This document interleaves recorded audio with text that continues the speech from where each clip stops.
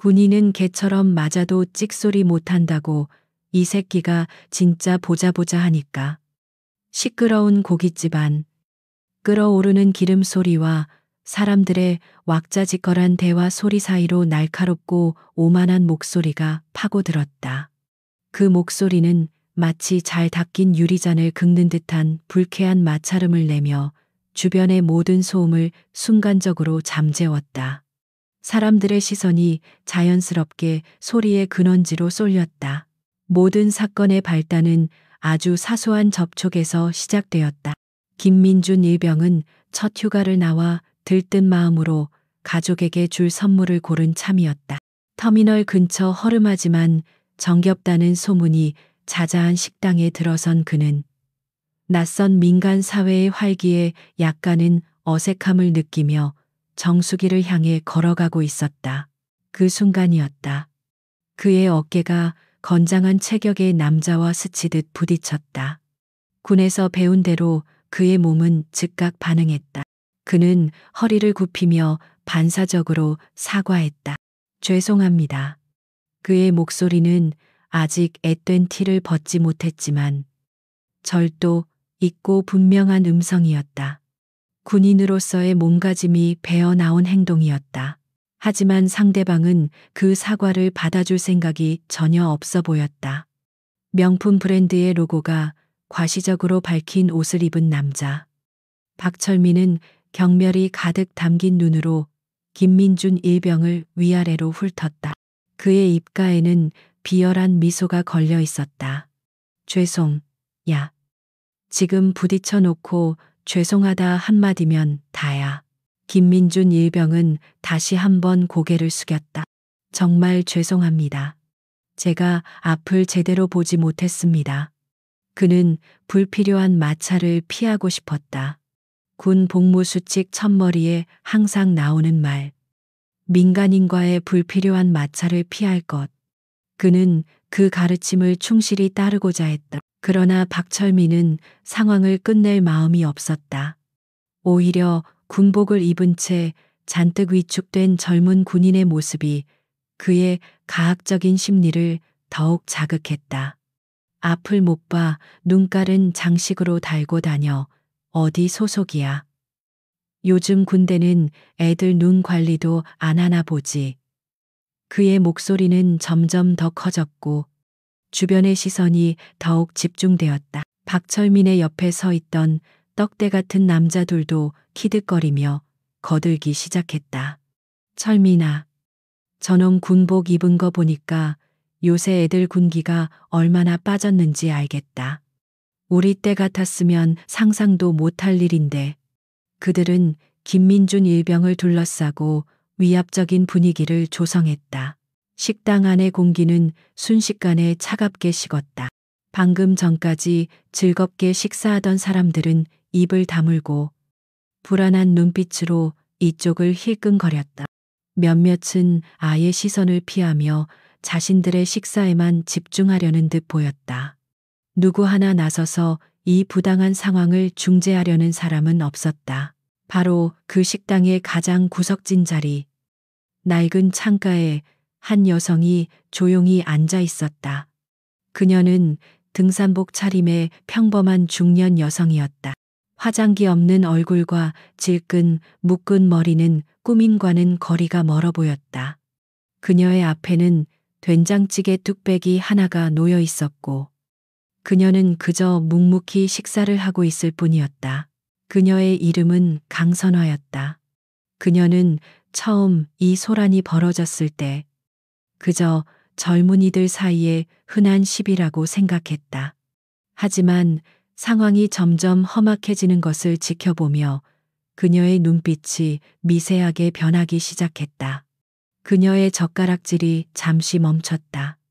그녀의 시선은 정확히 젊은 군인의 어깨에 달린 이등병 계급장과 박철민의 오만한 얼굴을 오갔다. 박철민은 김민준 일병의 가슴팍을 손가락으로 툭툭 쳤다. 야, 대답 안 해. 귀까지 먹었어. 내 놈 때문에 내가 아끼는 옷에 국물이라도 튀었으면 어쩔 뻔했어. 이거 얼마짜린 줄은 알아. 그의 말은 온통 자기중심적인 불만으로 가득 차 있었다. 논리라고는 찾아볼 수 없는 억지였다. 김민준 일병은 입술을 굳게 깨물었다. 분노가 치밀었지만 그는 참아야 한다고 되뇌었다. 휴가 나온 군인이 민간인과 시비가 붙어서 좋을 것은 하나도 없었다. 그는 그저 이 상황이 빨리 끝나기만을 바랐다. 다시 한번 사과드립니다. 옷에 피해가 갔다면 제가 변상하겠습니다. 그의 저자세는 오히려 박철민의 오만함을 부채질했다. 변상 내까지 군발이 월급으로 이걸 변상할 수 있겠어. 한 달 월급 전부 털어도 안 될 걸. 그는 마치 사냥감을 앞에 둔 포식자처럼 잔인하게 웃었다. 그러니까 군인은 개처럼 맞아도 찍소리 못한다는 거야. 알아들어. 바로 그 말이었다. 그 한마디가 식당 안의 공기를 완전히 바꿔놓았다. 그것은 단순히 한 개인에 대한 모욕이 아니었다. 국가를 위해 봉사하는 모든 군인에 대한, 그리고 군이라는 조직 전체에 대한 참을 수 없는 모독이었다. 김민준 일병의 얼굴이 하얗게 질렸다. 그의 두 주먹이 자신도 모르게 굳게 쥐어졌다. 강선아의 눈이 가늘어졌다. 그녀의 눈빛은 더 이상 평범한 중년 여성의 것이 아니었다. 수많은 훈련과 실전 속에서 다져진 모든 것을 꿰뚫어 보는 듯한 날카로운 장군의 눈빛이었다. 그녀는 박철민이라는 인간의 저열한 본성과 김민준이라는 젊은 군인이 느끼고 있을 무력감과 분노를 동시에 읽어내고 있었다. 그녀는 군인이 어떤 존재인지 알고 있었다. 누군가의 귀한 아들이자 형제이며 자신의 청춘을 바쳐 나라를 지키는 방패라는 것을. 그들은 결코 개처럼 맞으면서 아무 소리도 못 내는 그런 존재가 아니었다. 그들은 존중받아야 할 대한민국의 아들들이었다. 박철민의 조롱은 계속되었다. 왜? 뭐 할 말 있어. 억울해. 억울하면 어쩔 건데. 여기서 나한테 개기기라도 하겠다고. 너 휴가 잘리고 영창 가고 싶어. 환장했어. 그는 김민준 일병의 턱을 손으로 툭 치며 비웃었다. 명백한 신체적 위협이자 도발이었다. 김민준 일병은 이를 악물었다. 그는 군복을 입고 있었다. 이 군복은 그의 자부심이자 동시에 그의 행동을 제약하는 족쇄이기도 했다. 그는 만약 자신이 여기서 주먹을 휘두른다면 그 결과가 어떻게 될지 너무나도 잘 알고 있었다. 자신의 군 생활은 물론 부대 전체에 누를 끼치게 될 것이었다. 그의 망설임과 고뇌를 박철민은 비겁함으로 해석했다. 그것 봐. 아무것도 못하잖아. 군복 입은 샌님 새끼. 그냥 여기서 시키는 대로 하는 게 내 신상에 좋을 거야. 그는 이제 자신이 이 상황의 완전한 지배자라고 확신하는 듯했다. 주변 손님들은 이제 노골적으로 불편한 기색을 드러냈다. 몇몇은 계산을 서두르며 자리를 뜨기 시작했다. 식당 주인은 안절부절 못하며 이쪽을 바라볼 뿐 감히 끼어들 엄두를 내지 못했다. 폭력과 오만함 앞에서 선량한 시민들의 침묵은 무력하게 공간을 채우고 있었다. 강선아는 조용히 수저를 내려놓았다. 탁 하는 작은 소리였지만 이상하게도 그 소란스러운 공간 속에서 유독 선명하게 들렸다. 그녀의 모든 행동에는 불필요한 움직임이 없었다. 그녀는 천천히 자리에서 일어섰다. 그녀가 일어나자 그녀의 존재감이 이전과는 비교할 수 없을 정도로 달라졌다. 평범한 등산복 차림이었지만 그녀의 꼿꼿한 자세와 흔들림 없는 눈빛은 주변의 공기마저 압도하는 듯했다. 그녀는 그저 자리에 앉아 있을 때는 눈에 띄지 않는 중년 여성이었지만 일어서는 순간부터 그녀는 무리의 중심이 되었다. 그녀의 시선은 정확하게 박철민에게 고정되어 있었다. 그녀는 아직 아무 말도 하지 않았다. 하지만 그녀의 침묵은 그 어떤 고함보다도 무거운 위압감을 담고 있었다. 박철민은 자신을 향한 그 시선을 느끼고는 불쾌한 표정으로 고개를 돌렸다. 아줌마, 뭘 봐 밥맛 떨어지게. 그의 무례한 말에도 강선화의 표정에는 어떠한 변화도 없었다. 그녀는 그저 고요한 눈으로 그를 바라볼 뿐이었다. 그 눈빛은 마치 깊이를 알 수 없는 심연과도 같았다. 그 안에는 경고와 함께 아주 희미하지만 분명한 분노의 불꽃이 타오르고 있었다.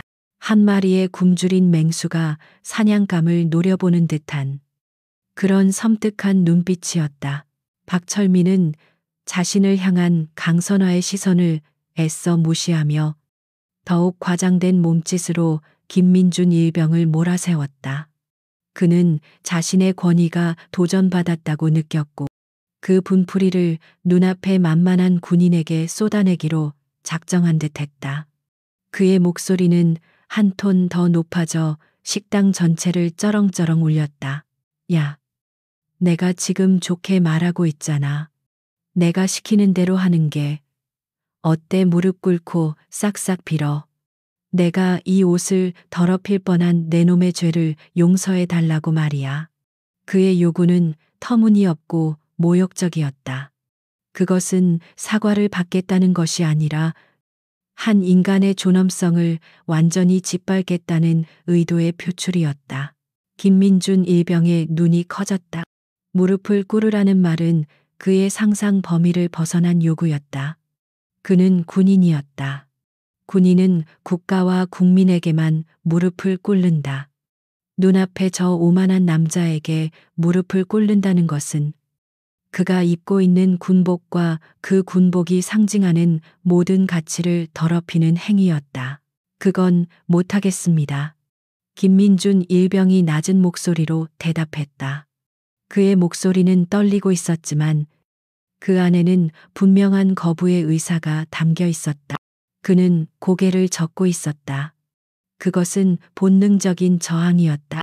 군인이기 이전에 한 명의 인간으로서의 마지막 자존심이었다. 그의 거절은 불에 기름을 붓는 격이었다. 박철민은 어이가 없다는 듯이 웃음을 터뜨렸다. 뭐라고 못해. 이 새끼가 지금 상황 파악이 안 되나. 그는 옆에 있던 덩치에게 눈짓했다.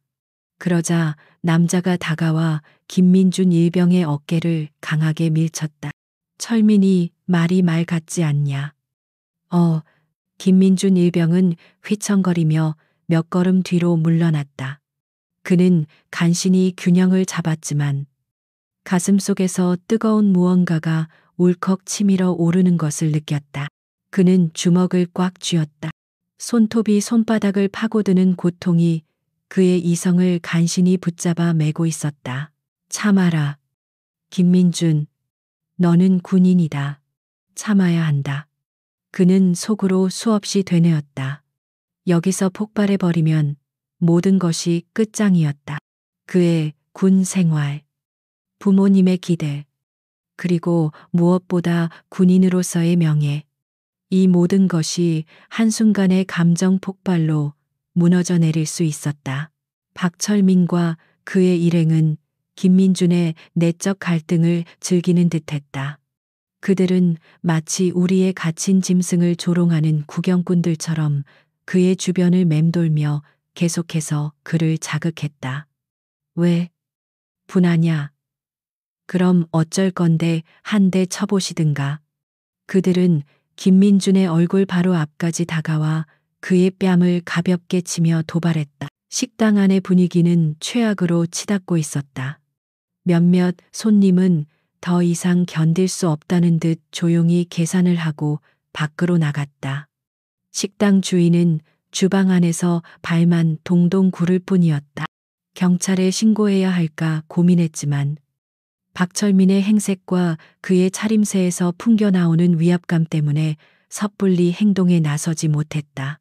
강선아는 이 모든 광경을 처음부터 끝까지 지켜보고 있었다. 그녀의 얼굴은 여전히 무표정했지만 그녀의 등은 꼿꼿하게 펴져 있었다. 그녀는 지금 저 젊은 병사가 겪고 있을 딜레마를 정확하게 이해하고 있었다. 군인이라는 신분이 때로는 얼마나 무거운 족쇄가 될 수 있는지를 그녀는 누구보다 잘 알았다. 그녀는 자신의 소위 시절을 떠올렸다. 남성 위주의 군 조직에서 여성 장교라는 이유만으로 수많은 편견과 멸시에 맞서 싸워야 했던 날들이 있었다. 그때마다 그녀를 지탱해 준 것은 군복에 대한 자부심과 군인으로서의 긍지였다. 그런데 지금 저 젊은 병사의 자부심과 긍지가 길거리 양아치들에게 무참히 짓밟히고 있었다. 박철민은 김민준의 침묵을 완전한 굴복으로 받아들였다. 그는 승리감에 도취되어 더욱 잔인해졌다. 좋아. 무릎 꿇기 싫다 이거지. 그럼 다른 방법으로 사과를 받아내야겠네. 그는 김민준이 쓰고 있던 베레모에 손을 뻗었다.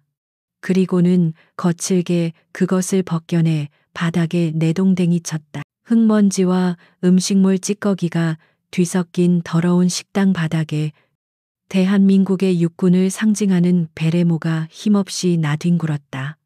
그 순간 김민준의 눈에 핏발이 섰다. 참아야 한다고 외치던 이성의 끈이 툭 하고 끊어지는 소리가 들리는 듯했다. 베레모는 단순한 모자가 아니었다. 그것은 군인의 명예 그 자체였다. 이런. 김민준의 입에서 자신도 모르게 거친 말이 튀어나왔다. 그는 바닥에 떨어진 자신의 베레모를 향해 몸을 숙이려 했다. 하지만 박철민의 발이 더 빨랐다. 그는 군화로 베레모를 지그시 밟았다. 그의 얼굴에는 경멸과 승리감으로 가득한 미소가 번졌다. 어이쿠. 미안. 발이 미끄러졌네. 이것은 선을 넘은 행동이었다. 명백히 넘어서는 안 될 선을 넘어버린 것이다. 이것은 더 이상 개인 간의 시비가 아니었다.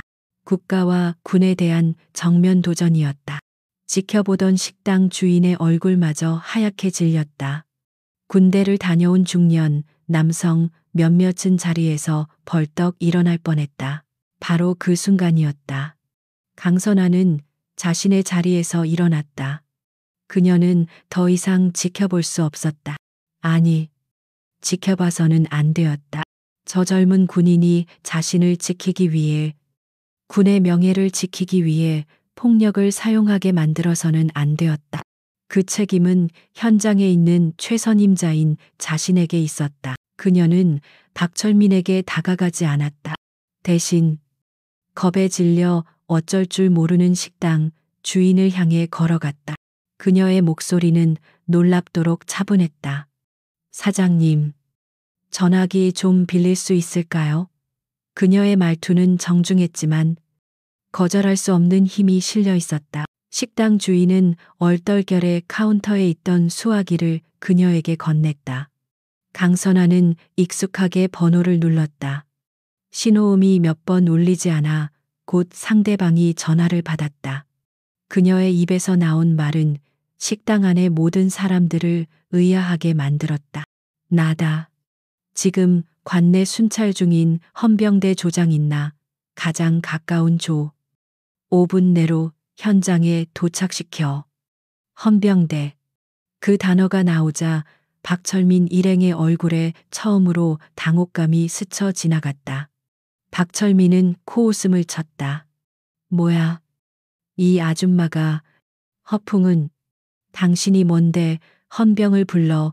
그는 그녀가 겁을 주려고 허세를 부린다고 생각했다.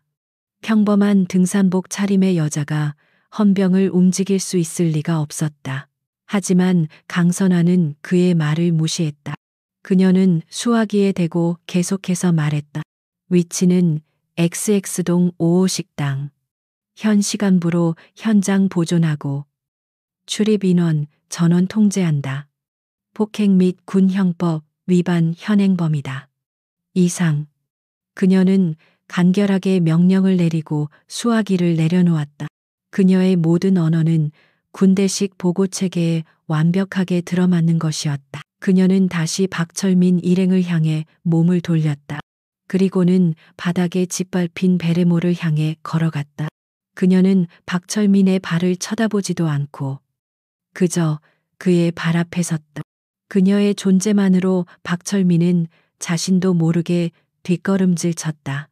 무언가 잘못되고 있다는 본능적인 위기감이 그의 온몸을 휘감았다. 강선아는 허리를 숙여 더러워진 베레모를 조심스럽게 집어들었다. 그녀는 손으로 베레모에 묻은 먼지를 정성스럽게 털어냈다. 그 모습은 마치 성물을 다루는 사제처럼 경건했다. 그녀의 행동 하나하나에는 군인과 군복에 대한 깊은 존중이 배어 있었다. 먼지를 다 털어낸 그녀는 김민준 일병에게 다가갔다. 김민준은 여전히 분노와 혼란 속에서 어찌할 바를 모르고 서 있었다. 강선아는 그의 눈을 똑바로 바라보며 말했다. 자네는 아무 잘못 없다. 그녀의 목소리는 낮았지만 그 어떤 위로보다도 큰 힘을 가지고 있었다. 그리고 그녀는 김민준의 머리에 베레모를 다시 씌워 주었다. 삐뚤어진 각도까지 반듯하게 바로잡아 주었다. 마치 자애로운 선임이 서투른 후임을 챙겨주는 듯한 모습이었다. 그 순간 김민준은 자신을 억누르고 있던 모든 감정이 녹아내리는 것을 느꼈다. 그의 눈시울이 뜨거워졌다. 상황이 완전히 역전되었다. 박철민과 그의 일행은 이제 더 이상 이 상황의 주도자가 아니었다. 그들은 정체불명의 여성과 그녀의 전화 한 통이 불러올지 모를 미지의 위협 앞에서 불안에 떨고 있었다. 박철민은 애써 태연한 척 소리쳤다. 지금 뭐 하는 거야? 이 아줌마가 진짜 돌았나? 그의 외침에 대답이라도 하듯 식당 밖에서 여러 대의 차량이 급정거하는 날카로운 마찰음이 들려왔다. 곧이어 헌병이라는 글자가 선명하게 새겨진 방탄조끼를 입은 군인들이 절도 있는 움직임으로 식당 안으로 들어왔다. 그들의 손에는 진압 장비가 들려 있었고 그들의 눈빛은 서늘했다. 상황은 이제 돌이킬 수 없는 지점에 도달했다. 박철민의 얼굴에서 웃음기가 완전히 사라졌다. 그는 자신이 건드린 것이 평범한 군인이 아니었음을, 그리고 자신이 무시했던 저 평범한 여성이 상상조차 할 수 없는 존재였음을 뒤늦게 깨닫기 시작하고 있었다. 강선아는 조용히 그들을 바라보았다. 그녀의 눈에는 차가운 분노가 이글거리고 있었다. 이제 심판의 시간이 시작될 것이었다. 식당 문이 열리고 헌병들이 들어서는 순간 시간은 마치 필름이 끊긴 것처럼 정지했다. 방금 전까지 박철민이 내지르던 고함, 소리, 그의 일행이 내뱉던 비웃음, 겁에 질린 손님들의 숨소리까지 모든 것이 일제히 멎었다. 공간을 지배한 것은 오직 절도 있는 군화 소리와 차갑게 부딪히는 장비의 마찰음뿐이었다. 헌병들은 훈련받은 대로 일사불란하게 움직였다. 2명은 출입구를 봉쇄했고 다른 2명은 박철민 일행에게 다가가 움직이지 말라고 경고했다. 그들의 움직임에는 한치의 망설임도 없었다. 그들은 단순한 순찰병이 아니었다. 수도방위 사령부 직속 특별임무대 최정예 헌병들이었다. 팀을 이끄는 것으로 보이는 한 중사가 강선아와 김민준 일병이 있는 곳으로 다가왔다. 그의 방탄조끼에는 조장이라는 표식이 선명했다. 그는 먼저 바닥에 나뒹굴었던 베레모와 굳어있는 김민준 일병, 그리고 그 앞에 선 강선아를 번갈아 보며 상황을 빠르게 파악했다. 신고 접수받고 출동한 헌병대 조장 555 중사입니다. 그는 먼저 강선아에게 정중하게 고개를 숙였다. 그녀가 신고자라고 판단했기 때문이다. 민간인이신 것 같은데 잠시 자리를 피해 주시겠습니까? 현장 조사가 필요합니다. 피해 군인과 가해자들의 신병을 확보하겠습니다. 그의 대처는 지극히 교과서적이고 전문적이었다. 민간인과 군인이 얽힌 사건 현장에서 민간인 증인을 보호하고 군 관련자들을 분리하는 것은 기본 절차였다. 그는 강선아의 평범한 등산복 차림을 보고 그녀를 당연히 사건과 무관한 목격자나 신고자로 여겼다. 바로 그 순간 공포와 당혹감에 빠져 있던 박철민이 이성을 잃고 소리치기 시작했다. 그는 헌병들의 등장이 이 말도 안 되는 상황의 끝이라고 생각하지 않고 오히려 자신을 향한 모욕의 연장선이라고 받아들였다. 야, 너희들 뭐야? 지금 민간인 사찰하는 거야. 내가 누군지 알아. 조장 헌병은 박철민을 향해 차가운 시선을 돌렸다. 선생님, 현재 군 형법 위반 혐의로 조사 중입니다. 신분증을 제시하고 조사에 협조해 주십시오. 그의 목소리에는 감정이 실려 있지 않았다. 오직 임무를 수행하는 기계와도 같은 냉정함만이 묻어났다. 박철민은 코웃음을 쳤다. 조사, 웃기지 마. 너희 따위가 날 조사해 우리 아버지가 누군지 알면 너희들 다 옷 벗을 각오해야 할 거야. GK그룹 박성진 회장이 우리 아버지라고. 그는 자신의 배경이 이 모든 상황을 해결해 줄 것이라 굳게 믿고 있었다. 돈과 권력이면 안 되는 것이 없다고 배워온 그의 인생이었다. 하지만 조장 헌병의 눈썹은 까딱도 하지 않았다. 선생님의 아버지가 누구인지는 이 사건과 관련 없습니다. 다시 한번 말하지만 조사에 협조해 주십시오.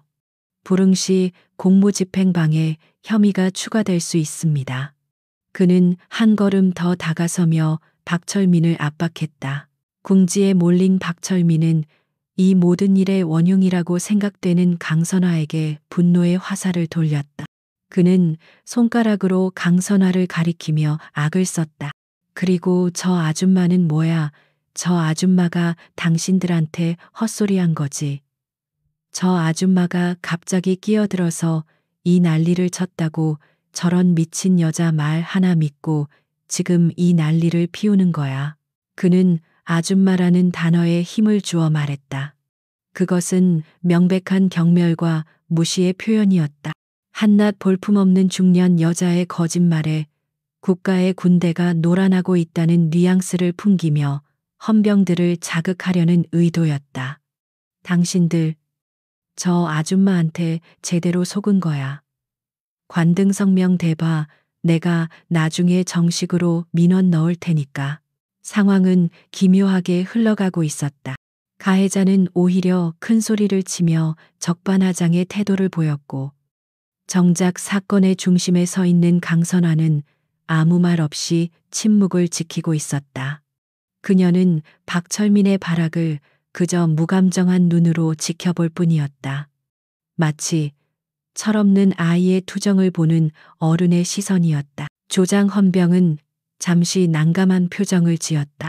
현장 상황은 명백했지만 민간인 여성이 얽혀 있는 것은 사실이었다. 그는 절차에 따라 강선화에게도 신분 확인을 요청해야 했다. 선생님, 죄송하지만 잠시 신분증 좀 보여주시겠습니까? 목격자 진술 확보를 위해 필요합니다. 모든 시선이 강선화에게로 쏠렸다. 박철민은 이제 저 여자의 정체가 탄로 나겠구나 하는 기대감에 찬 표정으로 그녀를 노려보았다. 김민준 일병은 걱정스러운 눈빛으로 그녀를 바라보았다. 자신을 도와준 저 평범한 여성이 괜한 일에 휘말리게 된 것만 같아 죄책감마저 들었다. 강선아는 박철민의 저열한 도발이나 헌병의 정중한 요청에도 표정 하나 바꾸지 않았다. 그녀는 자신의 등산복상의 안주머니에 손을 넣었다. 그리고는 지갑 대신 낮고 손때 묻은 작은 수첩 하나를 꺼내 들었다. 그것은 군인들이 흔히 장군 수첩이라 부르는 군 고위 간부에게만 지급되는 물건이었다. 그녀는 수첩을 펼쳐 조장 헌병에게 보여주었다. 그녀는 아무 말도 하지 않았다. 그저 보여주었을 뿐이다. 조장 헌병은 무심코 수첩을 들여다보았다. 그의 눈이 첫 페이지에 인쇄된 글자를 읽는 순간 그의 동공이 믿을 수 없다는 듯 격렬하게 흔들렸다. 그의 등줄기로 식은땀이 흘렀다. 그의 호흡이 순간적으로 멎었다.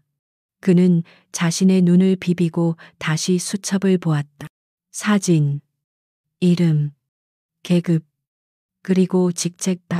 그곳에는 육군 소장 강선화, 제555 보병사단장이라는 글자가 선명하게 박혀 있었다. 눈앞에 이 평범한 등산복 차림의 여성이 현역 사단장, 그것도 최전방을 책임지는 별 2개의 장군이었던 것이다. 조장 헌병의 몸이 돌처럼 굳었다. 그의 머릿속이 하얗게 비는 듯했다. 그는 자신이 방금 전에 누구에게 민간인이라 칭하며 자리를 피해달라고 요청했는지를 깨달았다. 그는 간신히 정신을 차리고 거의 반사적으로 허리를 90도로 숙이며 외쳤다. 그의 목소리는 경악과 존경, 그리고 약간의 공포로 떨리고 있었다. 충성죄, 죄송합니다. 사단장님, 미처 알아뵙지 못했습니다. 그의 외침은 식당 안에 떨어진 폭탄과도 같았다. 사단장님이라는 단어가 메아리처럼 공간을 울렸다. 박철민의 입이 멍하니 벌어졌다. 그의 2 동료의 얼굴은 사색이 되었다. 식당 주인은 들고 있던 물컵을 바닥에 떨어뜨렸다. 그리고 김민준 일병은 자신의 눈앞에서 벌어지는 비현실적인 광경에 입을 다물지 못했다. 자신을 도와준 평범한 아줌마. 그가 걱정하고 미안해했던 그 여성이 자신이 속한 부대의 최상급 지휘관이자 전설로만 듣던 대한민국 최초의 여성 야전 사단장이었던 것이다. 그의 다리가 후들거렸다. 그는 자신도 모르게 차려 자세를 취했다. 그의 온몸에 소름이 돋았다. 이제야 모든 조각이 맞춰지는 기분이었다. 충성, 죄송합니다. 사단장님, 미처 알아뵙지 못했습니다. 헌병 조장의 목소리가 정적이 내려앉은 식당 안을 가득 채웠다. 사단장님이라는 단어는 단순한 호칭이 아니었다. 그것은 절대적인 권위와 거스를 수 없는 명령 체계를 의미하는 무게 그 자체였다. 그 단어 하나에 박철민의 세상은 산산조각 나기 시작했다. 그의 얼굴에서 피가 빠져나가며 새하얗게 질렸다. 그의 입은 뻐끔거렸지만 아무런 소리도 내지 못했다. 그의 머릿속에서는 사단장이라는 단어와 눈앞의 평범한 아줌마의 모습이 격렬하게 충돌하며 불꽃을 일으켰다. 그의 상식, 그의 경험, 그가 살아온 세상의 법칙이 송두리째 부정당하는 순간이었다. 그의 옆에 서 있던 2명의 덩치 큰 친구들은 이미 얼어붙어 있었다. 그들의 얼굴에는 순수한 공포가 서려 있었다. 그들은 자신들이 방금 전까지 누구를 상대로 조롱하고 위협했는지 깨달았다. 길거리의 시비가 아니라 국가 권력의 심장부를 건드린 것이나 마찬가지였다. 김민준 일병은 부동자세로 서서 숨 쉬는 것조차 잊었다. 모든 것이 비현실적이었다. 몇 분 전까지만 해도 자신을 지켜주던 고마운 시민이라고 생각했던 여성이 자신이 속한 사단의 최고 지휘관이었다니. 그는 마치 꿈을 꾸고 있는 것 같았다. 하지만 헌병들의 굳은 표정과 공기 중에 흐르는 살벌한 긴장감이 이것이 냉엄한 현실임을 증명하고 있었다. 하지만 박철민의 오만함은 그의 깊은 편견과 무지에 뿌리 내리고 있었다. 공포가 극에 달하자 그의 정신은 현실을 부정하는 쪽으로 도피하기 시작했다. 그는 이 모든 것이 거대한 사기극이거나 자신이 이해할 수 없는 함정이라고 결론 내렸다. 사단장 웃기지 마. 박철민이 갑자기 미친 사람처럼 소리쳤다. 그의 목소리는 공포 때문에 찢어질 듯 날카로웠다. 이 아줌마가 사단장이라고 여자가 말도 안 돼. 너희들 지금 단체로 저 여자한테 속고 있는 거야. 이거 사기야. 군인 사칭이라고. 군인 사칭. 그 단어가 튀어나온 순간 강선아의 눈썹이 미세하게 꿈틀했다. 지금까지 그녀는 박철민의 모든 모욕과 조롱을 무표정으로 일관했다. 하지만 군인 사칭이라는 말은 달랐다. 그것은 그녀의 인생 전체, 그녀가 피와 땀으로 지켜온 군인으로서의 명예 자체를 부정하는 말이었다. 차가운 분노가 그녀의 혈관을 타고 흐르는 것이 느껴졌다. 하지만 그녀는 여전히 움직이지 않았다. 폭풍 전의 고요함처럼 그녀의 침묵은 오히려 더 큰 위압감을 자아냈다. 진짜 분노는 소리를 내지 않는 법이다. 박철민의 폭언에 가장 먼저 반응한 것은 헌병 조장이었다. 이 자식이 그는 상관에 대한 모욕을 참을 수 없다는 듯 박철민에게 달려들려 했다. 사단장을 눈앞에 두고 감히 군인 사칭 운운하는 것은 헌병으로서 도저히 용납할 수 없는 일이었다. 진정해. 강선아가 낮은 목소리로 말했다. 그 한마디에 조장 헌병은 마치 명령을 입력받은 로봇처럼 그 자리에 우뚝 멈춰 섰다. 강선아는 조용히 박철민을 향해 한 걸음 다가갔다. 그녀의 눈빛은 이제 심연이 아니었다. 시베리아의 겨울 벌판처럼 모든 것을 얼려버릴 듯한 극한의 냉기가 담겨 있었다. 내가 군인을 사칭하는 것 같나? 그녀가 조용히 물었다.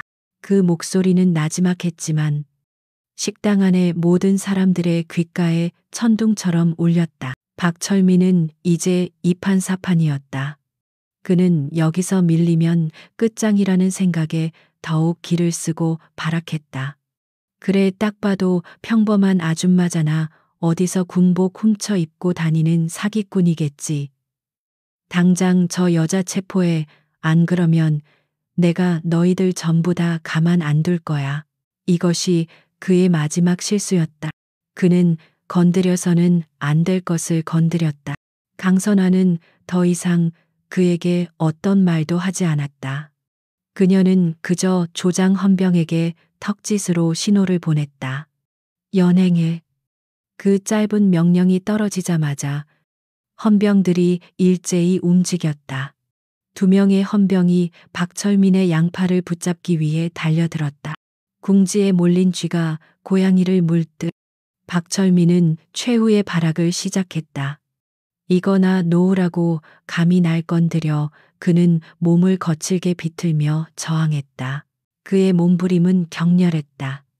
덩치 큰 헌병 한 명이 그의 힘에 밀려 잠시 휘청거렸다. 바로 그 순간 박철민은 풀려난 팔로 옆에 있던 테이블 위에 물병을 집어 강선아가 있는 방향으로 집어 던졌다. 이 미친 여자야. 그의 입에서 마지막 절규가 터져 나왔다. 모든 것이 슬로우 모션처럼 보였다. 물병이 허공을 가르며 날아오고 놀란 사람들의 비명이 터져 나왔다. 김민준 일병은 자신도 모르게 그녀의 앞을 막아서기 위해 몸을 날리려 했다. 헌병들은 범인을 제압하기 위해 몸을 움직였다. 하지만 그 모든 사람들보다 한 사람이 압도적으로 빨랐다. 강선아였다. 그녀는 날아오는 물병을 피하지 않았다. 오히려 그것을 향해 반걸음 앞으로 나아갔다. 그녀의 움직임은 눈으로 따라가기 힘들 정도였다. 그녀는 물병이 자신의 몸에 닿기 직전 옆으로 살짝 비켜서며 한 손으로 물병의 몸통을 가볍게 낚아챘다. 그리고 그 모든 과정 속에서 그녀의 시선은 단 한순간도 박철민에게서 떨어지지 않았다. 물병을 잡아챈 그녀의 몸은 멈추지 않았다. 그녀는 관성을 이용해 그대로 몸을 회전시키며 저항하는 박철민과 그를 붙잡고 있던 헌병 사이의 틈을 파고들었다. 그녀의 움직임은 마치 한 마리의 흑표범처럼 유연하고 치명적이었다. 크악!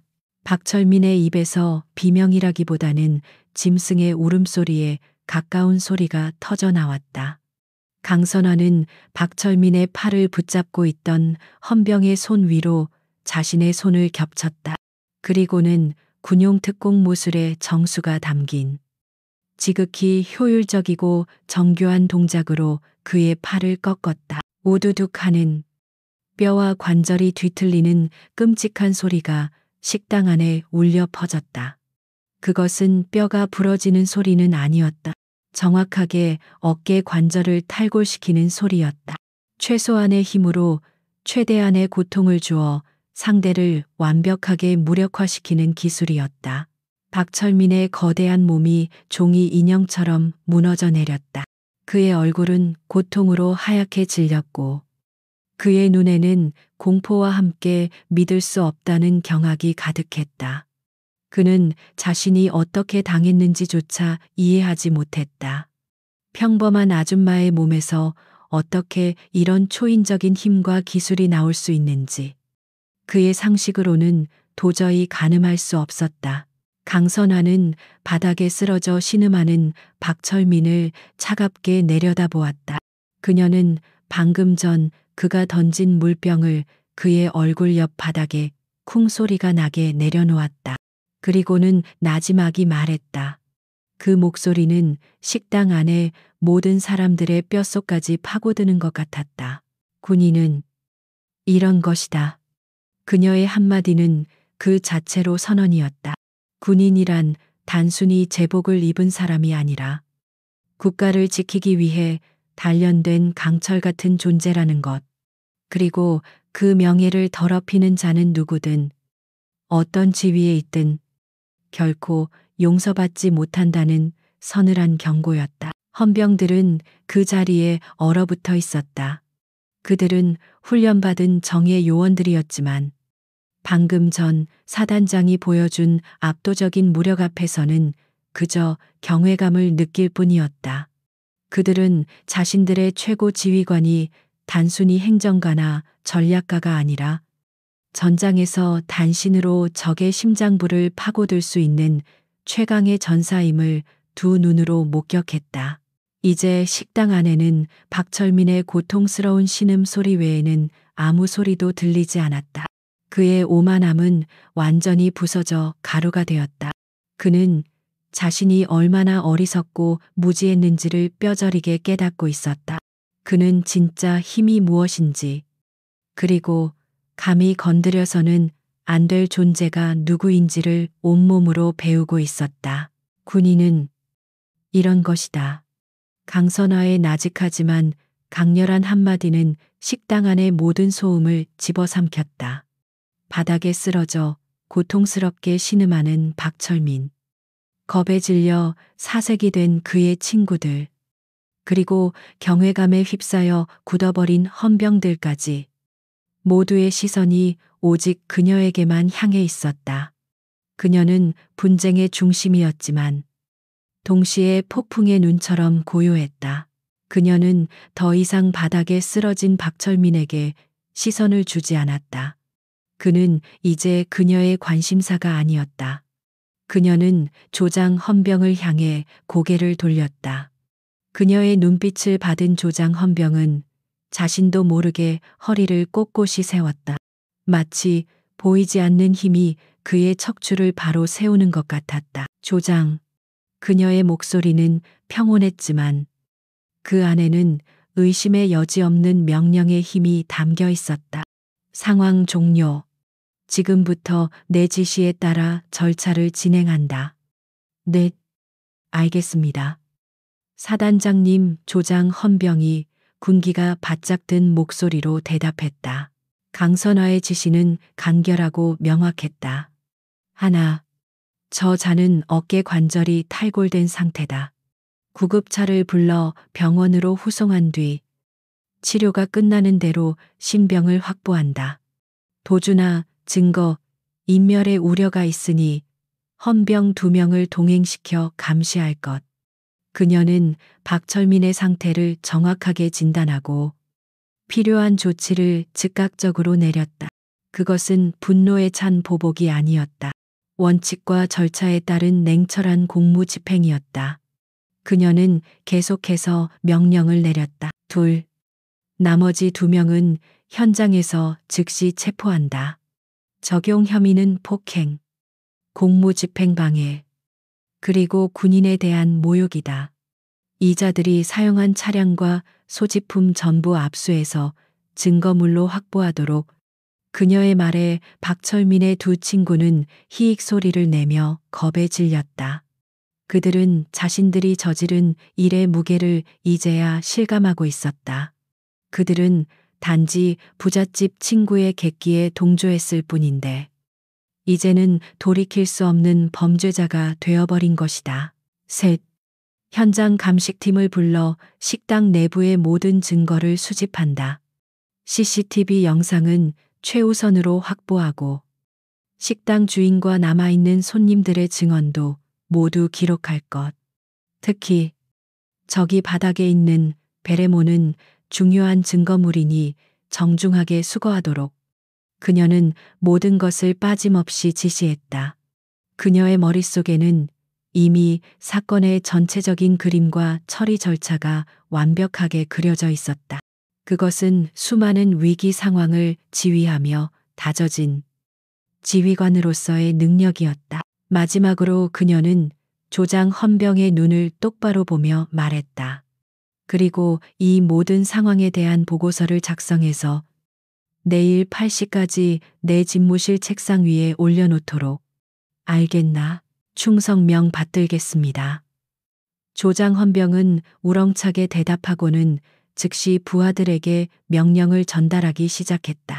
그의 움직임에는 존경심이 가득했다. 그는 눈앞의 사단장이 단순히 계급만 높은 장군이 아니라 모든 상황을 꿰뚫어보고 완벽하게 통제하는 진정한 군인임을 온몸으로 느끼고 있었다. 헌병들은 강선아의 명령에 따라 신속하게 움직였다. 한 명은 밖으로 나가 구급차를 부르고 나머지 헌병들은 겁에 질려있던 박철민의 친구들에게 다가갔다. 그들은 이전의 오만한 태도는 온데간데 없이 순한 양처럼 2 손을 내밀며 수갑을 받았다. 저항할 생각조차 하지 못했다. 박철민은 고통과 굴욕 속에서 마지막 발악을 했다. 전화 한 통만. 아버지한테. 그는 애원했지만 헌병은 그의 주머니에서 휴대폰을 꺼내 증거물 봉투에 넣으며 냉정하게 말했다. 변호사를 선임할 권리가 있으며 묵비권을 행사할 수 있습니다. 그에게 남은 것은 차가운 법의 심판뿐이었다. 김민준 일병은 이 모든 과정을 멍하니 지켜보고 있었다. 불과 10여 분 만에 상황은 완전히 종료되었다. 오만하고 잔인했던 가해자들은 이제 초라한 범죄자가 되어 끌려나가고 있었다. 그리고 그 모든 것을 지휘한 사람은 바로 자신의 사단장이었다. 그는 강선화의 뒷모습을 바라보았다. 평범한 등산복을 입은 그리 크지 않은 체구의 여성이었다. 하지만 지금 그의 눈에 비친 그녀의 모습은 그 어떤 거구의 장군보다도 거대해 보였다. 그녀의 어깨 위에는 수십만 장병의 명예와 국가의 안위가 걸려 있는 듯했다. 그는 군복의 의미를 다시 생각했다. 입대 전 그는 군인이 된다는 것에 막연한 두려움과 의무감만을 가지고 있었다. 하지만 오늘 그는 군복이 단지 옷이 아니라 지켜야 할 가치이자 자부심이라는 것을 깨달았다. 그리고 그 가치를 지키기 위해 기꺼이 자신을 던지는 진정한 군인의 모습을 목격했다. 그때 강선아가 그에게로 시선을 돌리지 않은 채 식당 주인에게로 다가갔다. 식당 주인은 벌어진 입을 다물지 못하고 여전히 카운터 뒤에 굳어 있었다. 강선아는 그에게 가볍게 고개를 숙이며 말했다. 사장님, 영업에 막대한 지장을 드려 정말 죄송합니다. 오늘 발생한 모든 기물 파손과 영업 손실에 대해서는 저희 부대 차원에서 책임지고 변상해 드리겠습니다. 그녀의 말에는 어떤 위압감도 없었다. 오직 정중함과 책임감만이 담겨 있었다. 식당 주인은 손사래를 치며 허둥지둥 대답했다. 아닙니다. 아닙니다. 장군님, 제가 뭘. 괜찮습니다. 정말 괜찮습니다. 그는 존경과 경외가 뒤섞인 눈으로 그녀를 바라보았다. 강선화는 가볍게 고개를 끄덕인 후 현장을 지휘하는 조장 헌병에게 다시 한번 말했다. 피해 업장에 대한 보상 절차도 잊지 말고 보고서에 포함시키도록. 그녀는 사건의 처리뿐만 아니라 그로 인해 피해를 본 무고한 시민을 챙기는 것까지 잊지 않았다. 구급 대원들이 도착해 들것으로 박철민을 실어 나르고 수갑을 찬 2명의 남자가 헌병들에게 이끌려 식당 밖으로 사라졌다. 소란의 원인이 사라지자 식당 안에는 어색한 침묵만이 남았다. 현장 감식을 위해 남은 헌병들과 강선화 그리고 김민준 일병뿐이었다. 모든 것이 정리되자 강선화는 마침내 김민준 일병을 향해 천천히 몸을 돌렸다. 지금까지 그녀는 그를 자네라고 칭하거나 간접적으로만 언급했을 뿐 제대로 마주한 것은 처음이었다. 그녀의 시선이 그의 얼굴에 닿았다. 김민준 일병은 자신도 모르게 마른 침을 삼켰다. 그녀의 눈빛은 더 이상 분노나 냉기를 담고 있지 않았다. 그저 고요하고 깊은 눈빛이었다.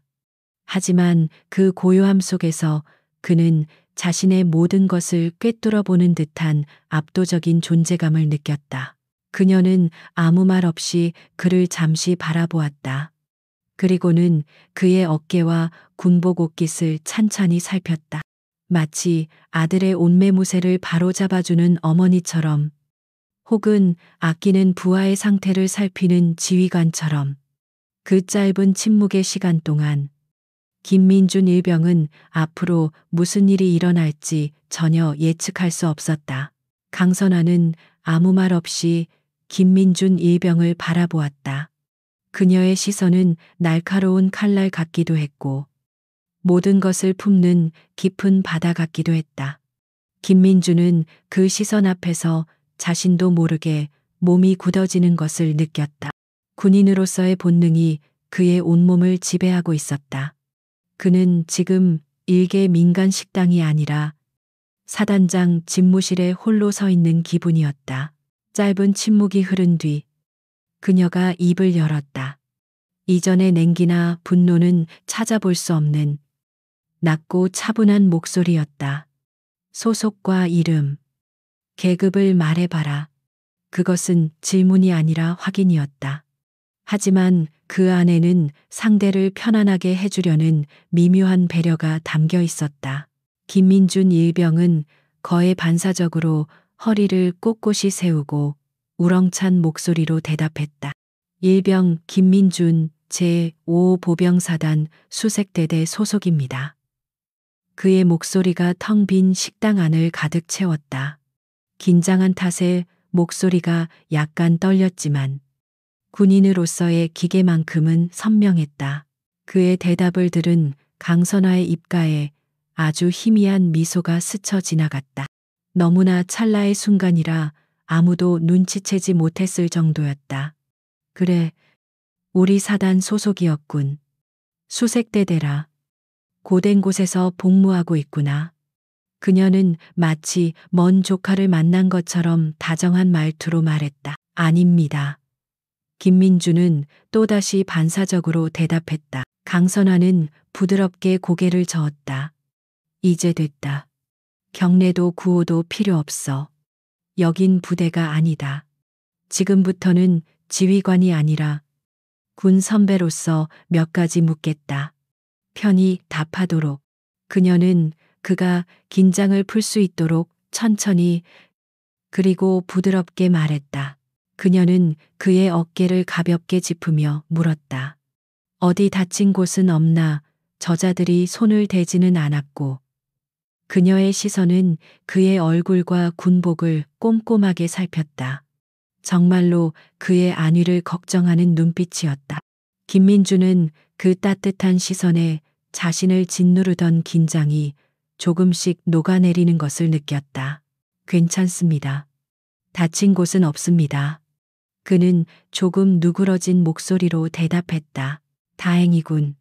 그녀는 짧게 말하고는 아까 자신이 정성스럽게 먼지를 털어냈던 베레모가 놓인 테이블로 시선을 돌렸다.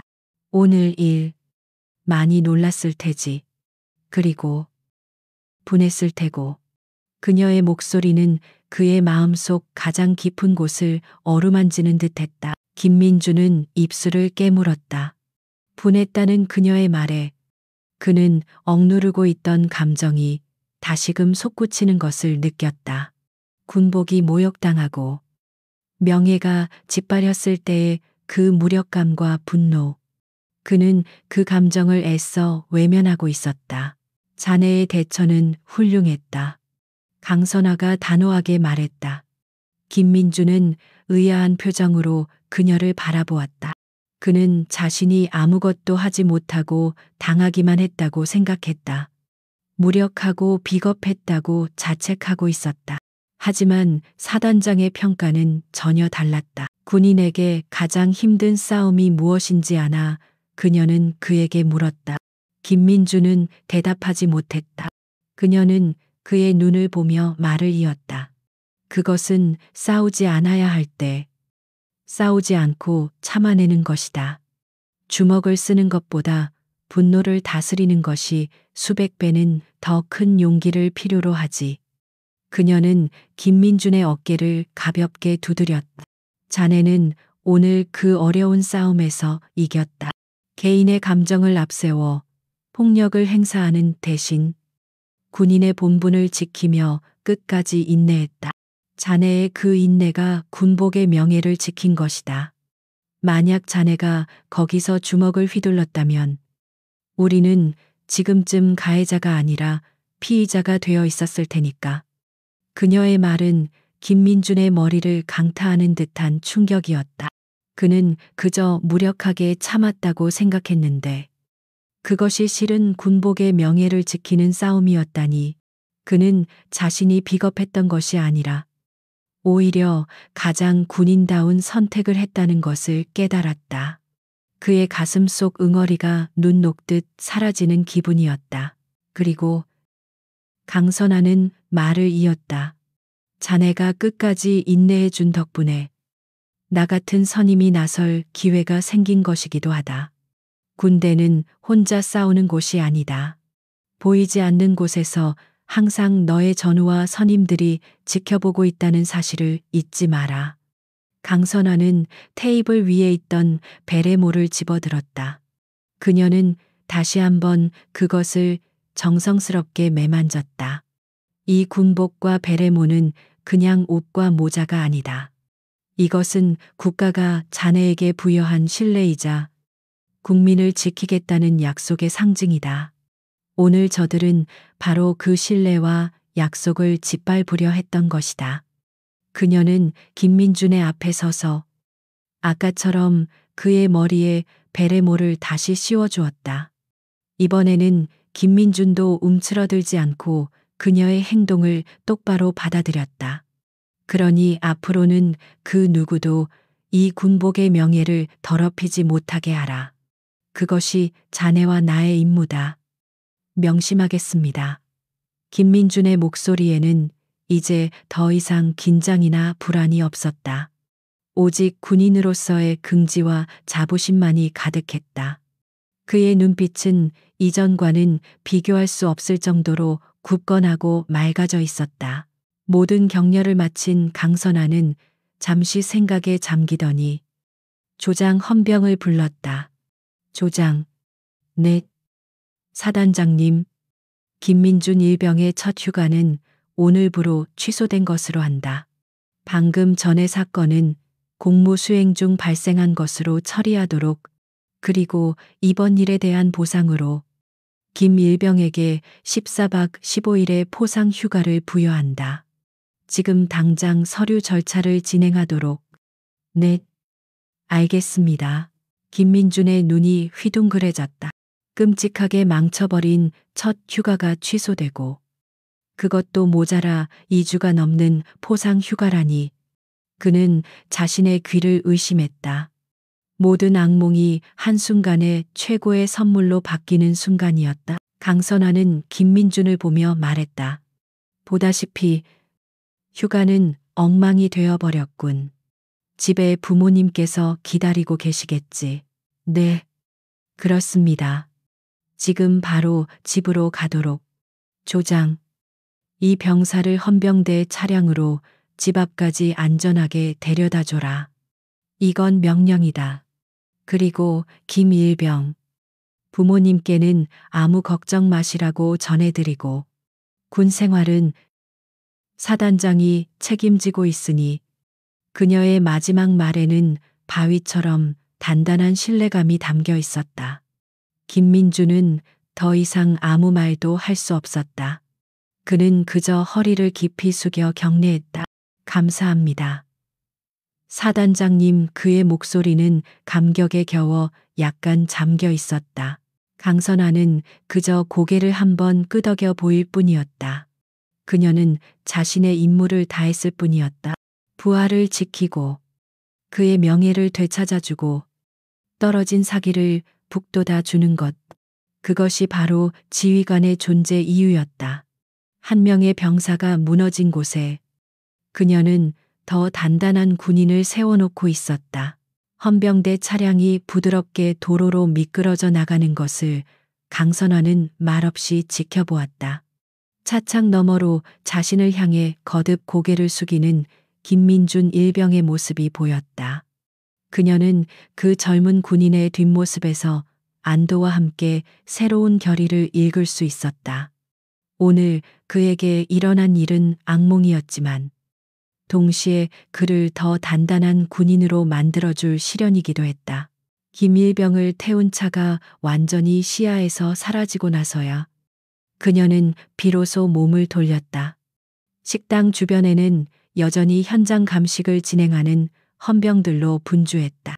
그때 도로변에 조용히 미끄러져 들어온 검은색 세단 한 대가 그녀의 앞에서 멈춰 섰다. 운전석에서 내린 한 젊은 장교가 그녀에게 다가와 칼 같은 동작으로 경례했다. 보고 드립니다. 사단장님 부관 김대위입니다. 연락받고 모시러 왔습니다. 수고했네. 강선아는 짧게 대답하고 뒷좌석에 올라탔다. 차문이 닫히자 시끄러운 바깥 세상은 순식간에 차단되고 고요한 정적만이 그녀를 감쌌다. 등산복 차림의 평범한 중년 여성에서 그녀는 다시 철의 사단장 강선아로 돌아왔다. 그녀의 눈빛은 한없이 차갑고 이성적으로 변해 있었다. 김대위. 네. 사단장님. 방금 전 사건. 헌병대로부터 기초보고 받았나? 네. 받았습니다. 민간인에 의한 현역 장병 폭행 및 모욕 사건으로 인지하고 있습니다. 김대위는 흔들림 없는 목소리로 대답했다. 그는 오랫동안 그녀를 보좌해온 최측근이었다. 그는 그녀의 목소리 톤만으로도 이 사건의 무게가 결코 가볍지 않음을 직감했다. 강선아는 차창 밖 어둠을 응시하며 말했다. 가해자 중 주범의 이름이 박철민이라고 했던가. 그 자와 그 일행들의 신상 정보를 최대한 빨리 확보해서 보고하도록, 특히 가족 관계와 사회적 배경을 중점적으로 파악해 어떤 압력이나 회유가 들어올지 미리 대비해야 하니까. 알겠습니다. 즉시 조치하겠습니다. 그리고 사단 법무실에도 연락해. 이번 사건 우리가 직접 맡는다. 군의 명예를 걸고 법이 허용하는 가장 엄중한 잣대를 적용할 거라고 전해. 그 어떤 선처나 합의도 없을 것이다. 그녀의 목소리에는 한치의 망설임도 없었다. 그것은 이미 내려진 판결과도 같았다. 차가 부대로 향하는 동안 또 다른 장소에서는 다른 종류의 전화가 오가고 있었다. 군 병원의 응급실. 박철민은 탈골된 어깨를 맞추는 고통스러운 치료를 받으며 신음하고 있었다. 그의 곁에는 2명의 헌병이 그림자처럼 서서 그를 감시하고 있었다. 육체적 고통보다 그를 더 괴롭히는 것은 극심한 굴욕감과 불확실한 미래에 대한 공포였다. 치료가 끝난 후 그는 규정에 따라 한 통의 전화를 허락받았다. 그는 떨리는 손으로 단축번호 1번을 길게 눌렀다. 그것은 그의 아버지 GK그룹의 박성진 회장에게 연결되는 번호였다. 그에게 아버지는 신과 같은 존재였다.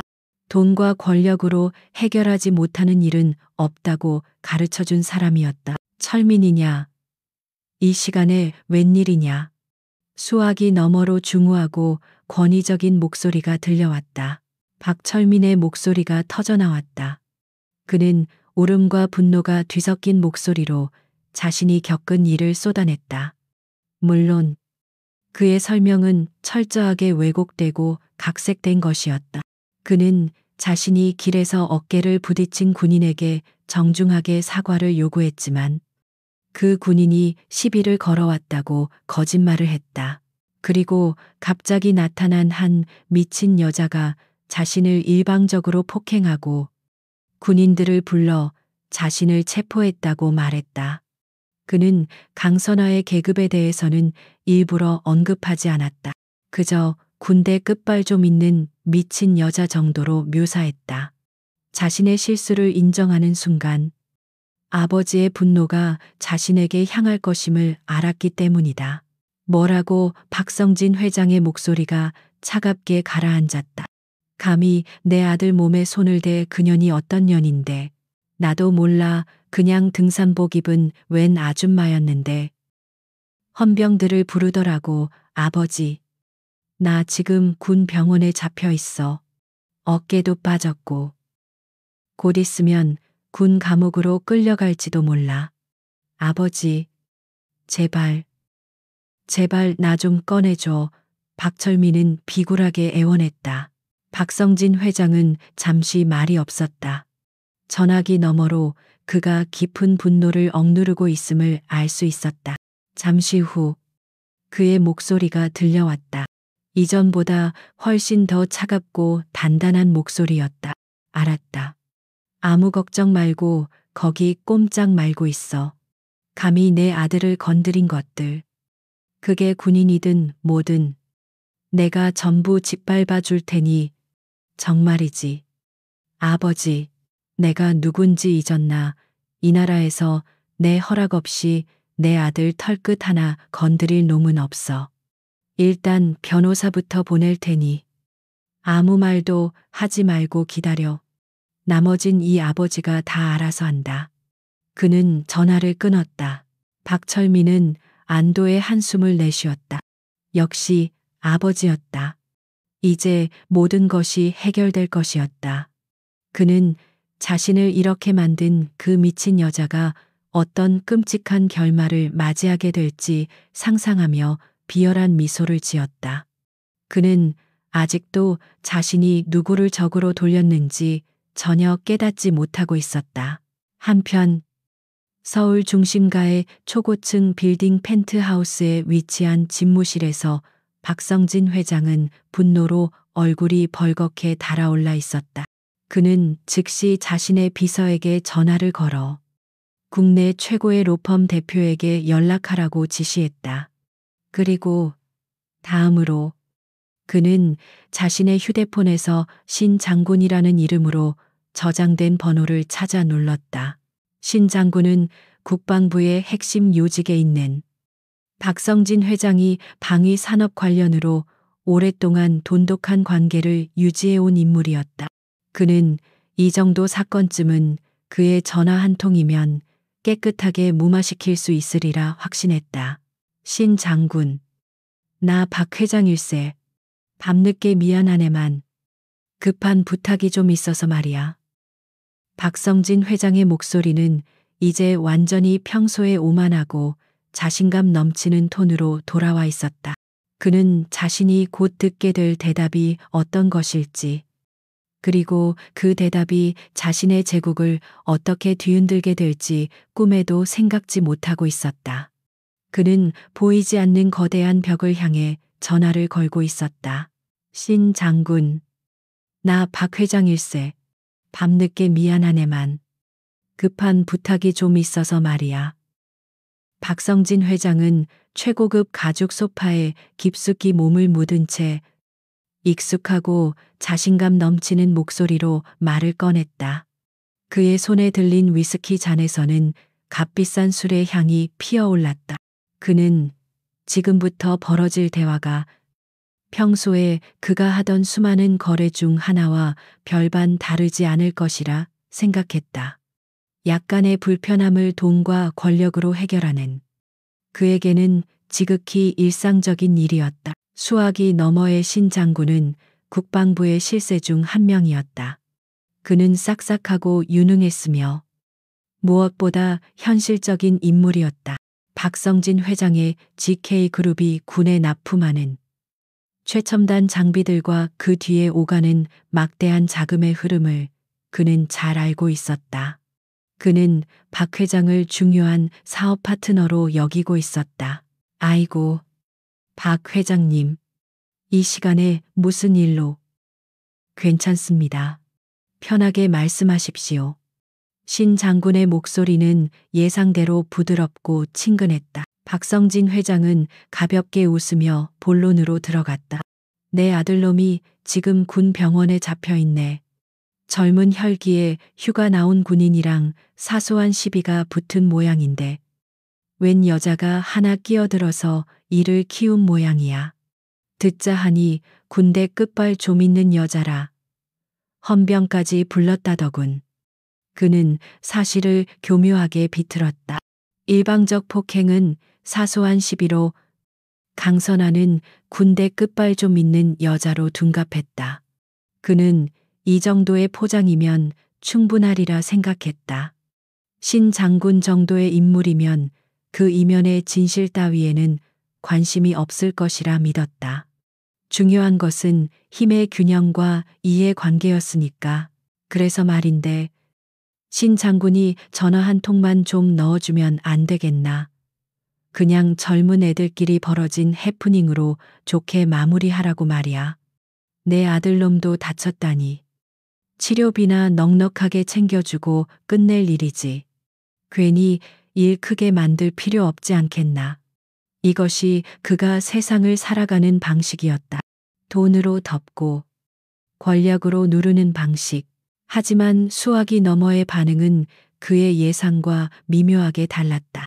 아들께서 군 병원에 잡혀 있다고요.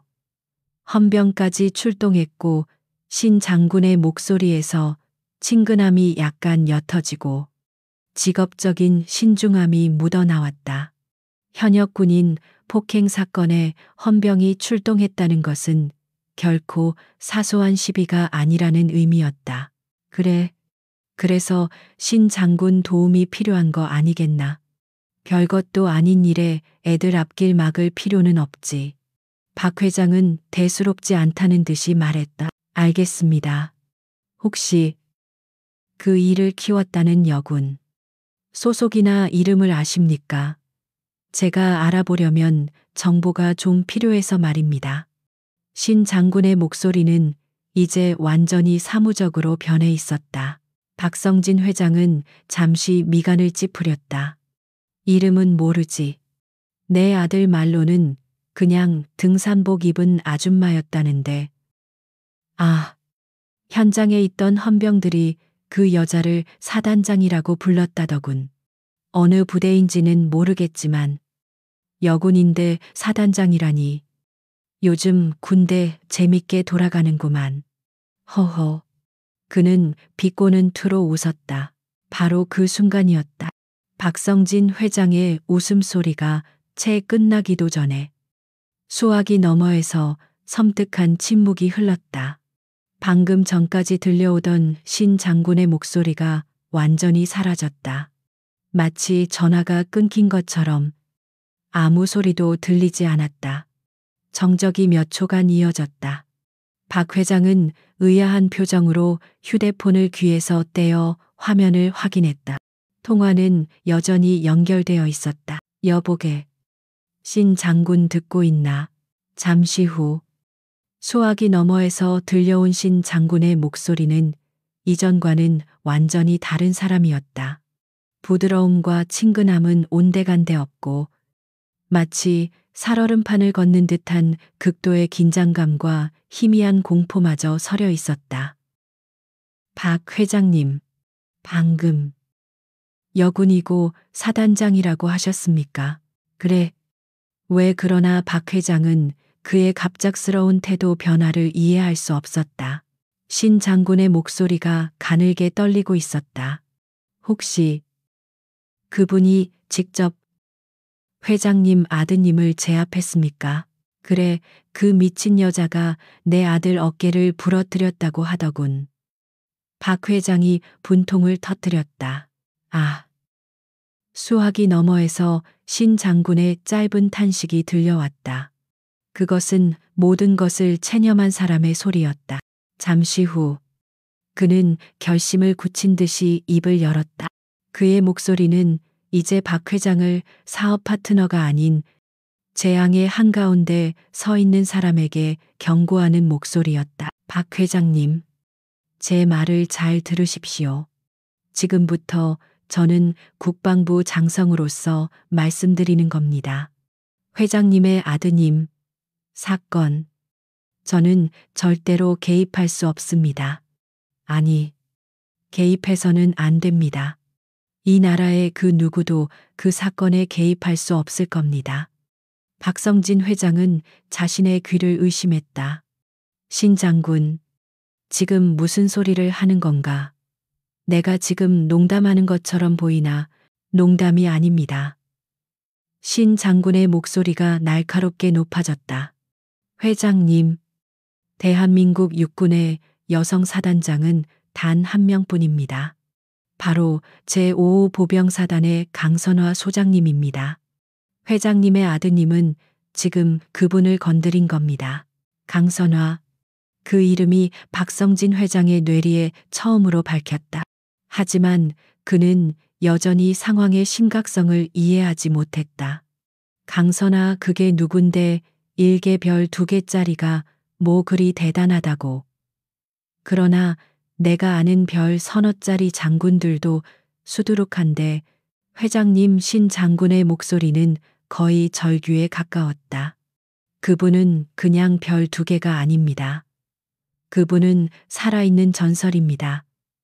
비육사 출신으로 오직 실력 하나만으로 그 자리까지 오른 입지전적인 인물입니다. 과거 비무장지대에서 부하들을 구하기 위해 단신으로 적진에 뛰어들었던 일화는 정군의 신화처럼 전해지고 있습니다. 신 장군은 숨을 고를 틈도 없이 말을 쏟아냈다. 정치권의 그 어떤 외압에도 굴하지 않고 군 내부의 모든 적폐를 자기 손으로 베어버리는 분입니다. 군 내부에서는 강철의 목련이라고 불립니다. 부하들은 그녀를 위해서라면 목숨도 바치고 국방부 장관님조차 그녀를 함부로 대하지 못합니다. 그런데 감히 회장님 아드님이 그분의 부하를 폭행하고 그분께 직접 손찌검을 하려 했다고요. 박성진 회장은 할 말을 잃었다. 그의 머릿속이 복잡하게 얽히기 시작했다. 그가 알던 세상의 상식이 통하지 않는 다른 차원의 이야기가 펼쳐지고 있었다. 신 장군의 마지막 말이 그의 심장의 비수처럼 밝혔다. 박 회장님, 충고 한마디만 하겠습니다. 지금 당장 변호사 선임을 취소하고 아드님에게 모든 혐의를 인정하고 선처를 구하라고 하십시오. 만약 회장님께서 지금처럼 권력으로 이 일을 덮으려고 하신다면 아드님은 물론이고 회장님의 GK 그룹 전체가 군이라는 거대한 벽과 정면으로 싸우게 될 겁니다. 그분은 그런 분입니다. 잠깐, 신 장군 내 말 좀. 뚜뚜뚜. 박 회장의 말이 채 끝나기도 전에 신 장군은 일방적으로 전화를 끊어버렸다. 박성진 회장은 멍하니 자신의 호화로운 집무실 한가운데에 서 있었다. 그의 손에 들린 휴대폰이 천근만근처럼 무겁게 느껴졌다. 그가 평생 믿어왔던 돈과 권력, 그리고 인맥이라는 견고한 성이 강선아라는 이름 석자 앞에서 모래성처럼 허무하게 무너져 내리고 있었다. 그는 처음으로 자신의 힘이 닿지 않는 영역이 존재한다는 사실을 깨달았다. 그리고 그 깨달음은 뼛속까지 시린 공포와 함께 찾아왔다. 박성진 회장이 자신의 사무실에서 절망의 무게에 짓눌려 있을 무렵 김민준 일병을 태운 헌병대 차량은 그의 고향집에 도착해 있었다. 낡았지만 정갈하게 정돈된 작은 주택. 대문 앞에서 아들이 오기만을 애타게 기다리던 그의 부모님은 검은색 군용 세단과 헌병이라는 글자가 새겨진 군인들이 아들과 함께 내리는 것을 보고 심장이 철렁 내려앉았다. 민주나 그의 어머니가 달려 나와 아들의 팔을 붙잡았다. 이게 무슨 일이냐? 군대에서 무슨 일이라도 생긴 거야? 왜 헌병들이랑 같이? 그녀의 목소리는 걱정으로 심하게 떨리고 있었다. 김민주는 어머니를 안심시키려는 듯 환하게 웃었다. 아니에요. 어머니, 아무 일 없어요. 오히려 아주 좋은 일이 있었어요. 그의 얼굴에는 그늘 한 점 없었다. 이전에 불안하고 위축되었던 모습은 온데간데 없고 자신감과 긍지로 가득 찬 젊은 군인의 얼굴이 그 자리를 대신하고 있었다. 헌병 조장은 김민준의 부모님께 다가가 정중하게 경례했다. 김민준 일병의 부모님 되십니까? 저는 국방부 근무지원단 소속 5호 중사입니다. 아드님을 안전하게 모셔다 드리라는 사단장님의 명령을 받고 왔습니다. 그는 명령이라는 단어에 힘을 주어 말했다. 부모님은 사단장이라는 말에 어리둥절한 표정을 지었다. 김민주는 집 안으로 들어와 자리에 앉아서야 오늘 있었던 모든 일을 차분하게 설명하기 시작했다. 그는 자신이 겪었던 억울하고 분한 상황, 그리고 절체절명의 순간에 나타나 자신을 구해준 한 평범한 여성에 대해 이야기했다. 그의 이야기는 한 편의 영화와도 같았다. 부모님은 아들이 겪었을 모욕에 가슴 아파했고 불의에 맞선 아들의 인내심에 자랑스러워했다. 그리고 마침내 그 평범한 여성이 바로 아들이 복무하는 부대의 사단장이었으며 그녀가 어떻게 악당들을 제압하고 군인의 명예를 되찾아 주었는지를 설명하는 대목에 이르자 두 분은 입을 다물지 못했다. 세상에, 그런 높으신 분이 우리 아들을. 어머니의 눈에는 감격의 눈물이 고였다. 아버지는 말없이 아들의 어깨를 두드리며 굳은 얼굴로 고개를 끄덕였다. 아들이 단순히 군 복무를 하는 것이 아니라 진정한 군인들의 보호 아래 성장하고 있다는 사실에 깊은 신뢰와 안도감을 느꼈다. 김민주는 마지막으로 강선화 사단장이 자신에게 14박 15일의 포상 휴가를 주었다는 소식을 전했다. 망쳐버린 휴가가 오히려 전화위복이 된 것이었다. 그날 밤 김민준의 가족은 오랜만에 함께 모여 웃음꽃을 피웠다.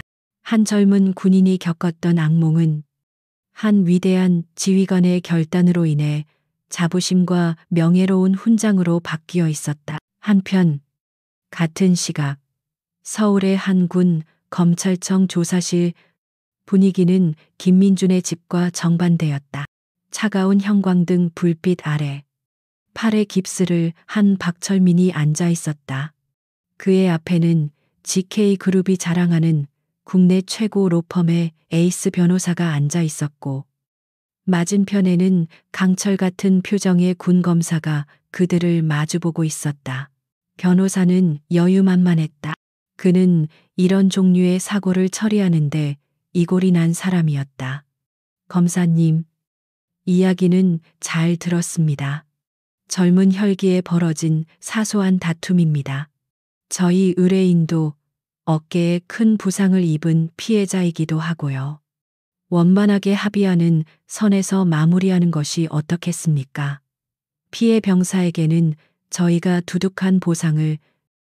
군 검사는 변호사의 말을 중간에 끊지 않고 끝까지 들었다. 그리고는 서류 뭉치에서 CD 한 장을 꺼내 노트북에 넣었다. 조사실 벽에 걸린 모니터에 식당 CCTV 영상이 재생되기 시작했다.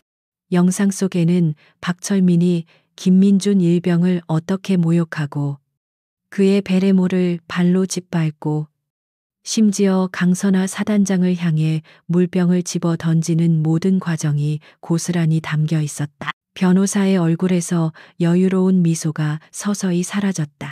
영상은 변명의 여지가 없는 완벽한 증거였다. 군 검사는 영상을 멈추고 차가운 목소리로 말했다. 변호사님께서 말씀하신 사소한 다툼의 영상입니다. 그리고 의뢰인께서 입은 부상은 군 형법에 명시된 특수 군무이탈 및 초병 특수폭행에 대한 정당방위 및 현행범 체포 과정에서 발생한 것입니다. 그는 서류를 한 장씩 넘기며 말했다. 목격자 진술은 차고 넘칩니다. 식당 주인부터 당시 식당에 있던 손님들까지 모두 박철민 씨의 일방적인 폭행과 모욕을 증언하고 있습니다. 변호사님, 이걸 정말 사소한 다툼이라고 부르실 겁니까? 변호사의 이마에 식은땀이 맺히기 시작했다. 상대는 어수룩한 초임 검사가 아니었다.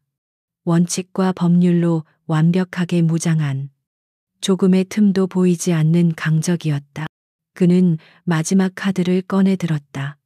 검사님도 아시겠지만 박철민 씨는 GK그룹 박성진 회장님의 자제분입니다. 사회적 지위나 기여도를 고려해서 군 검사는 코웃음을 쳤다. 바로 그 점 때문에 이 사건을 더 엄중하게 다루어야 하는 겁니다. 그는 새로운 서류철을 꺼내 책상 위에 올려놓았다. 박성진 회장께서 어젯밤 국방부의 신 모 장군에게 연락해 사건 무마를 청탁한 사실이 오늘 아침 접수되었습니다. 신 장군께서 직접 제보하셨더군요. 군 검찰은 이 사안을 군에 대한 외압 행사 및 부당한 영향력 행사 시도로 보고 GK그룹에 대한 수사 착수도 검토하고 있습니다. 뭐라고요? 변호사의 눈이 경악으로 물들었다. 박철민의 얼굴은 이제 하얗다 못해 파랗게 질려 있었다. 아버지가 자신을 구해줄 마지막 동아줄이라고 생각했는데 그 동아줄이 오히려 자신과 회사 전체를 올가매는 올가미가 되어 돌아온 것이다. 군 검사는 최후의 일격을 날렸다. 박철민 씨에게 적용될 혐의는 단순 폭행이 아닙니다. 그는 하나하나 짚어가며 말했다. 군인에 대한 특수폭행, 군복 및 군용 장구 손괴, 군인 모욕, 공무집행 방해, 그리고 사단장님에 대한 공격은 군 통수권에 대한 도전으로 간주될 수 있는 중범죄입니다. 변호사님, 이제 합의라는 단어는 입에 담지 않으시는 게 좋을 겁니다. 변호사는 완전히 전의를 상실했다. 그는 자신이 상대하고 있는 것이 일개군 검사가 아님을 깨달았다. 그의 뒤에는 강철의 목련이라 불리는 그 어떤 외압에도 흔들리지 않는 거대한 산이 버티고 있었다. 이 싸움은 처음부터 승산이 없었다. 박철민은 그제야 자신이 저지른 일의 결과를 깨달았다. 그는 그저 만만해 보이는 군인 한 명과 평범한 아줌마 한 명을 건드렸을 뿐이라고 생각했다. 하지만 그 대가는 자신과 가족, 그리고 아버지가 평생을 바쳐 이룩한 모든 것을 송두리째 무너뜨릴 수 있는 거대한 태풍이 되어 돌아오고 있었다. 조사실의 차가운 공기 속에서 그는 절망의 나락으로 떨어지고 있었다. 몇 달의 시간이 흘렀다. 그동안 세상은 무심하게 돌아갔지만 어떤 이들에게는 하루하루가 핏빛으로 물든 전쟁과도 같았다. 그리고 마침내 모든 것을 끝맺는 심판의 날이 밝았다. 군사, 법원의 법정안.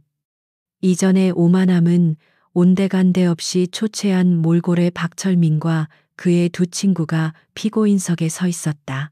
방청석 한쪽에는 박성진 회장이 헬쑥한 얼굴로 앉아 있었다. 몇 달 사이에 그는 10년은 늙어 보였다. GK그룹은 군 검찰의 강도 높은 수사를 받으며 창립 이래 최대의 위기를 맞고 있었다. 아들을 구하기 위해 동원하려 했던 그의 권력은 오히려 그 자신을 겨누는 칼이 되어 돌아왔다. 법정하는 숨 막히는 정적으로 가득했다. 마침내 재판장이 자리에서 일어나 판결문을 읽기 시작했다.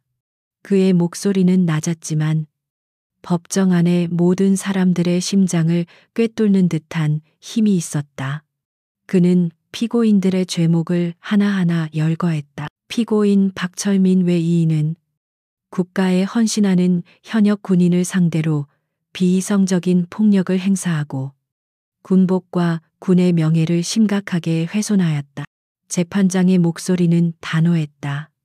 이는 단순한 폭행 사건을 넘어 국가 안보의 근간인 군의 사기와 기강을 뒤흔드는 매우 중대한 범죄 행위이다.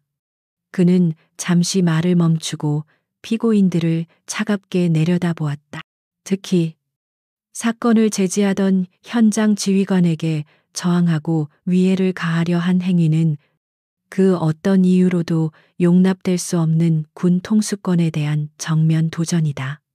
이에 본 재판부는 피고인들이 우리 사회의 근간을 지키는 군인들에게 응당한 존중을 표하는 법을 배우고 자신들의 과오를 깊이 반성할 시간이 필요하다고 판단한다. 최종 판결이 내려졌다.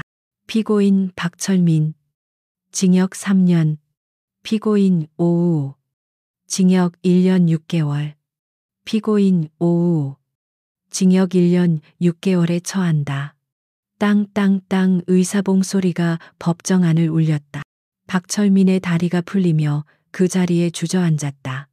박성진 회장은 눈을 감고 조용히 눈물을 흘렸다. 모든 것이 끝난 것이다. 같은 시각 강원도의 한 훈련장. 굉음과 함께 K9 자주포가 불을 뿜었다. 포탄은 정확하게 수십 킬로미터 밖의 표적에 명중했다. 포격 훈련을 지휘하던 김민준 병장은 만족스러운 미소로 쌍안경에서 눈을 뗐다. 그는 더 이상 어리숙한 신병이 아니었다. 자신감과 책임감으로 똘똘 뭉친 분대의 핵심 병력이 되어 있었다. 김 병장님, 정말 대단하십니다. 포탄 궤적 계산이 어쩜 그렇게 정확하십니까? 신임 하사가 존경심 가득한 눈으로 그에게 물었다. 김민주는 웃으며 하사의 어깨를 두드렸다. 이 정도는 기본이야. 우리 부대는 대한민국 최강이니까. 그리고 우리 위에는 전설적인 분이 계시잖나. 그는 먼 곳을 바라보며 말했다. 그가 누구를 말하는지 부대원들 모두 알고 있었다. 강철의 목련 강선화 사단장의 이야기는 이제 그들 부대의 신화가 되어 있었다. 그 사건 이후 부대의 사기는 하늘을 찔렀다. 자신들이 그 어떤 불의 앞에서도 최고 지휘관의 보호를 받을 수 있다는 강력한 믿음이 생겼기 때문이다. 김민주는 그날의 끔찍했던 기억을 통해 오히려 군인으로서의 무한한 자부심을 얻게 된 것이다. 그는 진심으로 군 생활에 만족하고 있었다. 그리고 이야기의 시작이었던 강선화 사단장은 그 순간 법정에도 안락한 집무실에도 없었다. 그녀는 거친 바람이 몰아치는 최전방 고지의 지휘 통제소에 서 있었다. 대규모 한미 연합기동 훈련이 한창이었다. 수십 대의 전차와 장갑차가 그녀의 발 아래에서 거대한 강물처럼 움직이고 있었다. 사단장님, 방금 군사법원 판결 결과 보고가 들어왔습니다. 부관인 김 대위가 다가와 간결하게 보고했다. 박철민 일당에게 실형이 선고되었다는 내용이었다. 강선아는 잠시 고개를 끄덕였을 뿐 아무런 표정 변화도 없었다. 알았다. 그게 전부였다. 그녀의 시선은 다시 드넓은 훈련장으로 향했다. 그녀에게 그 사건은 이미 종결된 과거였다. 가해자들은 법의 심판을 받았고 피해를 입은 부하는 명예를 되찾았다. 그녀의 임무는 거기까지였다. 그녀에게 중요한 것은 과거에 대한 복수가 아니라 현재와 미래의 대한민국을 지키는 것이었다. 그녀의 눈은 훈련에 매진하는 수만 명의 아들들을 향해 있었다. 바람이 그녀의 머리카락을 거세게 흔들었지만 그녀는 산처럼 미동도 하지 않았다. 그녀는 언제나 그랬듯 자신의 자리에서 묵묵히 자신의 소임을 다하고 있었다. 그녀가 바로 대한민국을 지키는 가장 강하고 든든한 방패, 군인이었다. 화면 전환. 진행자가 시청자에게 직접 이야기하는 톤으로 오늘 이야기는 여기까지입니다. 여러분은 어떻게 보셨나요? 한 명의 용기 있는 군인이 보여준 인내, 그리고 그를 지키기 위해 나선 지휘관의 단호한 결단. 이 이야기는 우리에게 많은 것을 생각하게 합니다. 우리는 가끔 겉모습만 보고 사람을 판단하는 실수를 저지르곤 합니다. 평범한 등산복 차림의 여성이 나라를 지키는 장군일 줄 누가 알았을까요? 진정한 힘은 화려한 옷이나 큰 목소리에서 나오는 것이 아니라 자신의 자리에서 묵묵히 책임을 다하는 강한 신념에서 나온다는 것을 오늘 이야기를 통해 다시 한번 느낍니다. 그리고 지금 이 순간에도 보이지 않는 곳에서 우리의 평화로운 일상을 지키기 위해 땀 흘리고 있을 대한민국의 모든 국군 장병 여러분께 깊은 감사의 말씀을 전합니다. 오늘 이야기가 여러분의 마음에 시원한 사이다 한 잔 같은 통쾌함을 선사했기를 바랍니다. 영상이 마음에 드셨다면 좋아요와 구독 꼭 눌러주시고요. 여러분의 생각을 댓글로 남겨주세요. 다음에는 더 흥미롭고 통쾌한 이야기로 찾아뵙겠습니다. 감사합니다.